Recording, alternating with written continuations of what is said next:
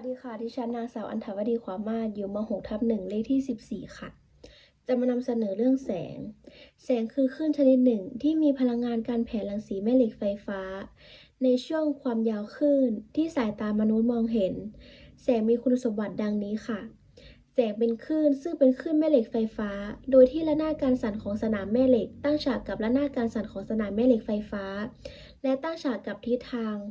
การเคลื่อนที่ของคลื่นและแสงก็ยังมีการเลี้ยวเบนด้วย ซึ่งการเลี้ยวเบนก็แสดงคุณสมบัติของคลื่นค่ะ แสงเป็นอนุภาคซึ่งเป็นก้อนพลังงานมีค่า E เท่ากับ hf โดยที่ h มีค่าคงที่ของพลังก์และ f คือความถี่ของแสง เรียกอนุภาคแสงว่าโฟตอนค่ะ ผู้ค้นพบคลื่นแสงนะคะ พ.ศ. 2209เซอร์ไอแซค นิวตัน นักวิทยาศาสตร์ชาวอังกฤษ นิวตันได้เริ่มการทดลองเกี่ยวกับแสง โดยการปิดห้องจนมืดให้สนิท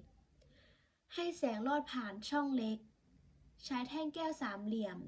หรือเรียกว่าลิซึม รับแสงให้ผ่านแท่งแก้วลิซึม ผลปรากฏว่าแสงที่ผ่านลิซึมมีถึง7สีคือม่วงครามน้ำเงินเขียวเหลืองแสดแดงค่ะแหล่งกำเนิดแสงนะคะเป็นแหล่งกำเนิดแสงตามธรรมชาติเช่นดวงอาทิตย์เทียนไขหลอดไฟซึ่งเป็นแหล่งกำเนิดที่มาจากการเปลี่ยนแปลงของพลังงานรูปอื่นเป็นพลังงานแสงปริมาตรพลังงานแสงที่ส่องออกมาจากแหล่งกำเนิดแสงค่ะ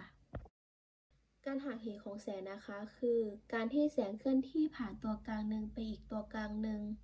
ทำให้แนวลำแสงเกิดการเบี่ยงเบนจากเดิมเช่นแสงผ่านจากอากาศไปยังน้ำแสงผ่านจากกระจกไปยังอากาศค่ะการสะท้อนของแสงนะคะคือ